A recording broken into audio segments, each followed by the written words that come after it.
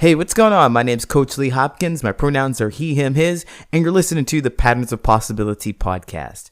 This is a podcast dedicated to helping you replace harmful patterns with new possibilities. In each episode, we'll explore topics that inspire you to be yourself, live your truth, and make lasting friendships. In this episode, we're going to talk about what it means to be vulnerable. Are you ready? Let's go.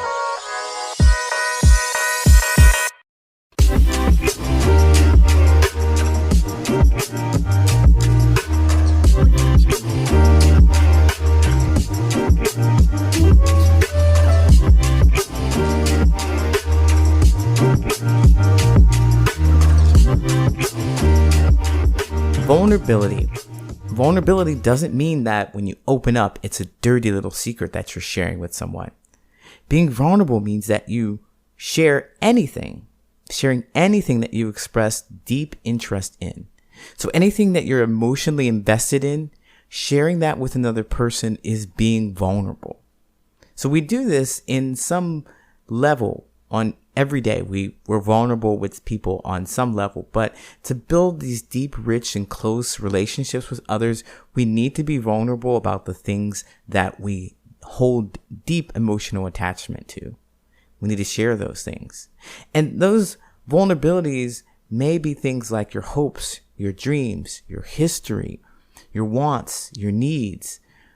They may not seem like vulnerabilities, but they are, because if you're emotionally attached to them, then they are things that you hold dear to you. If something is close to you, if you hold it deeply, then there's a chance that you could be hurt if you share that with someone else and they reject it, or they don't express the same feeling that you do over it. Speaking from personal experience, I was always really hurt when my love of karaoke or Dance Dance Revolution would be made fun of. It was awful to me. And I understand why people may not like karaoke, may not like Dance Dance Revolution, and they may feel like it's not for them. But it is for me, and I enjoyed it. And I felt devastated because all I wanted to do was share my joy with them. All I wanted to do is share my excitement and interest with them. That's what rejection is, and that's why we don't want to be vulnerable. But in order to make the close, meaningful friendships that we all want, we're all looking for, we have to go through this process. We have to go through this process of finding what is vulnerable about us, being secure in it, finding security and the desire to share that with someone, knowing that when you do share it with someone, it's okay for them to reject it. It's okay for them to decide it's not for them. It's okay for them to dismiss your feelings because, well, it's just information that you're getting about how you can't be friends, or you won't be friends at that moment in time because they're not interested in the thing that brings you joy. Take your energy and go find someone who is interested in what you have. Go find someone who is going to express the same level of intensity, the same amount of joy in what you present to them so that you can be friends. You'll have to learn how to deal with rejection. You'll have to learn how to be vulnerable with people. You'll have to learn how to be comfortable with your truth. And your truth is how you feel about whatever activity or whatever hobby you have. That'd be your truth. Knowing that, being secure in it, no matter what anyone else does or says or thinks about your truth, it is yours. Knowing that will allow you to be vulnerable with other people. Knowing that will allow you to get through the rejection that will come when other people don't feel the same way about you. Knowing that truth about yourself will allow you to take your joy, your emotion, your excitement, your frustration, your sadness, or whatever to someone else and show it to them in hopes that they will mirror back your feelings so that you can connect. But it's only the certainty of your truth And the ability to share that with someone, be okay, comfortable with doing that, and realizing that rejection is okay and it's a part of life, that you can go on and you can make friends, that you can go on that journey yourself and actually connect with other people. Someone has to be vulnerable in order for you to make a friendship. But I realize that there are benefits to opening up first. Since I know that I'm okay, I'm comfortable with who I am, I can open up. And one of the benefits, there are 3 benefits, and one of them is that, well, it makes it easier for other people to open up to me.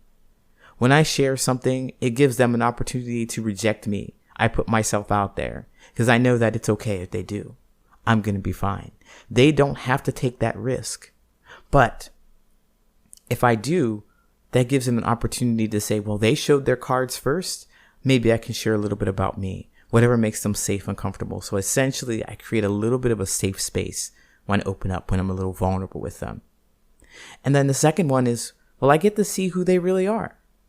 When I open up, I get to see whether they're afraid to open up or not, what they're going to share with me. I give them an opportunity to be a little more of who they are. I'm intentionally showing a little more of myself so that hopefully I can see a little more of them. If they decide not to share, then I know that they're kind of closed up and not ready. They're not ready for that kind of closeness. And that's okay. Number 3. Well, I get to decide if I want them to be a close friend or not based on their reaction. So, a little bit of what I just said in number 2, but I get to make a decision on how they're going to behave. So if I'm ready to live my truth out loud and be as boisterous and fun and interesting as I want to be, if I'm able to do that, I can't connect with someone who doesn't want to or isn't interested in doing that at this moment. It wouldn't be in my best interest because I think that they would look at me as if I'm crazy. Because that's what I was. I was actually full of resentment for people who would live their truth out loud, would show their vulnerabilities and not care if people judge them. I'd be a little resentful of that. And I don't want to carry around that energy with me. I don't want that energy to be created between me and a person who hasn't been at that level yet. So I get to choose if I want to keep them there. Do I want to be with a person who's constantly closing up and hiding themselves and are afraid? If I ask them what they like to do for fun, they really wouldn't really know. They would most likely would just do whatever I want because they'd be afraid of the rejection that came with them telling their truth, speaking their truth. And this would be hard to make it kind of closeness and deepness that I'm looking for in a friendship. So just keep that in mind. Whatever step you are or wherever you are in sharing your truth in your journey, that's absolutely fine. Continue doing that and connect with people. And if you run into people who are absolutely living their truth out loud, be conscious of learning from them instead of judging them and resenting them like I did. So I just talked about the benefits of opening up first, but how do you do that? Well, to facilitate, I like to share fun hobbies and interests that are important to me because, like I said, I'm secure about sharing that in discussion. I'm secure about talking about Dance Dance Revolution and karaoke. I might be a little embarrassed about how much money I spent on Dance Dance Revolution and the whole culture. No, I'm not embarrassed, but man, it's the story. I was really, really into that game. And I got a lot of heat for it, and it's fine. It's okay. It's something that helped me decide and choose who my friends would be, right? So to facilitate, share fun hobbies and interests that are important to you. And make sure that these hobbies and interests are always positive and exciting to you. Because their response to sharing something positive will indicate whether or not they're capable of supporting you in the way you want. You see, if they can't be genuine or they're dismissive about the things that you enjoy and are important to you, they're likely not going to be able to hold space for you or handle things that are more painful and important to you. If they're not going to be able to help you or make you feel safe in a space where you have plenty of joy, they are not, or most likely aren't, going to be able to help you in a space where you have lots of pain and you really do need support. So what hobbies or interests do you have that you've been afraid to share in the past? I encourage you to be vulnerable. Share your joy for these hobbies and see how others respond.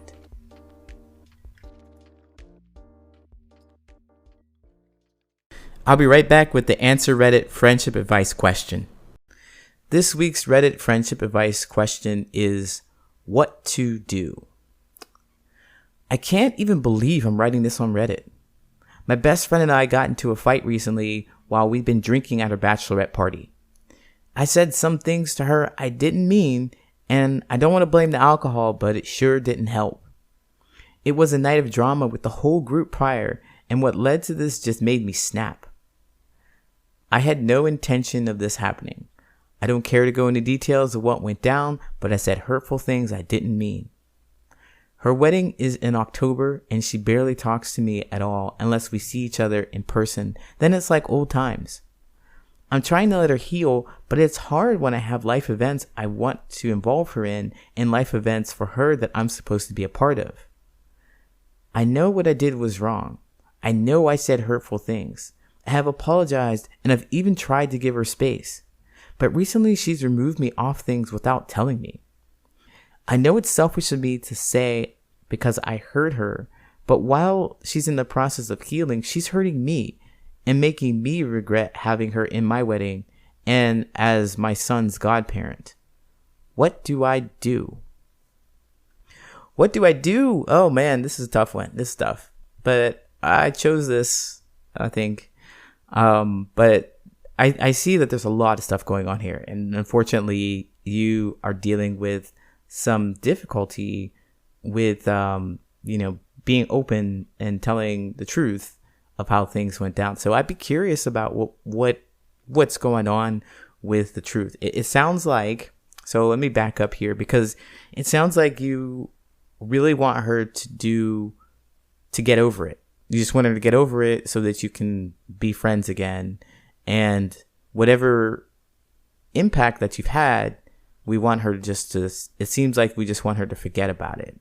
That's what it sounds like here. And it's absolutely okay that you want to do that. I don't want to give you the impression that what you want and your desires aren't okay. Like, I believe that we're always doing exactly what we should be at any point in time.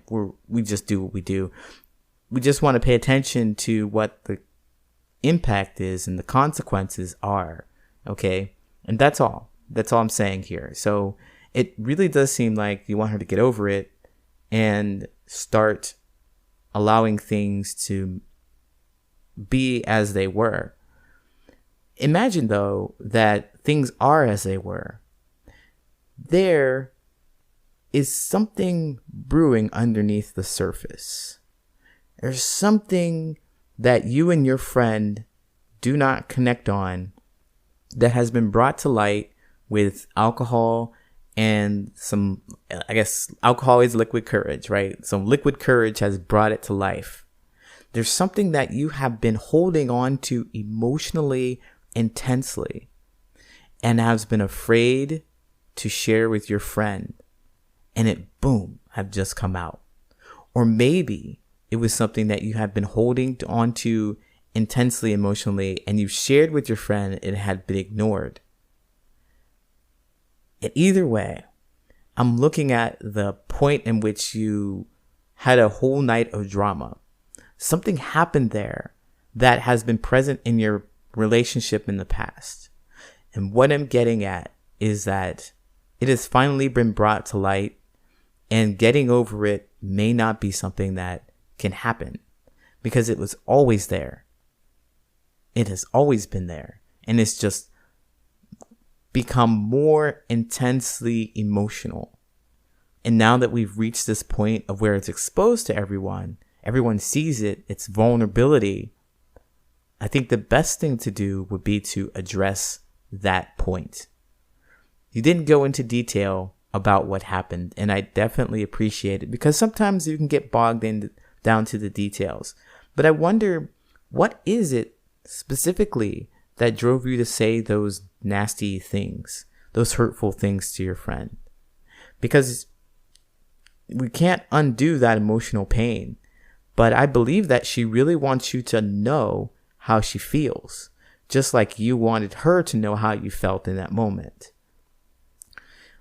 When we have these explosions in situations like this, it is best for us to take a step back and focus, uncover, peel back, whatever it is. We want to learn why we started to feel that way in the first place.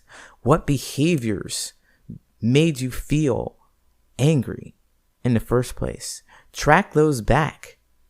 Were they always present in your relationship? If they were, they're likely to continue even if you reconcile after this, and you're likely to have more explosions, more fighting, more frustration. You have to address this. You can't move past it. Although you want to, it's absolutely okay that you want to. You can get through it. You just can't walk past it though. So what I would say to you is that you're pretty aware of what you're saying here, because I'm reading this again and I say that it says that you know that they feel this way, you know that you want it this way, you know that it's selfish of you, but you just don't seem to care. That's cool. That's cool. But notice the impact that it's having on your friendship and relationship. Notice what impact it's having. So do your best. Really do your best to think about what behaviors that have happened. What have they done to make you feel so frustrated? And if you can, think about how you contributed to the situation as well. But before you talk to them again, you really need to go back and figure out what made this point of contention so deep. And it wasn't just a week. It was probably many more months than that of behaviors that have made you feel excluded or angry or sad or just pissed off. Whatever it is, look for those so that you can see what caused you to feel so angry in that night, so that you can talk about maybe moving forward, moving through that. Okay? So I hope that this helps you. No, you didn't ask me to answer, but you said, what do I do? And I was like, I cannot resist. So thank you for posting. It takes a lot of effort and energy to actually post something like this. Bravery, vulnerability. I hope that this helps you. Best of luck. Take care.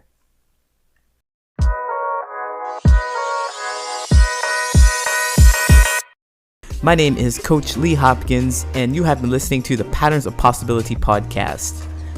You can find me at patternsofpossibility.com and on all social media at Patterns of Possibility. And as always, I want to encourage you to be yourself, live your truth, and there you'll make lasting friendships.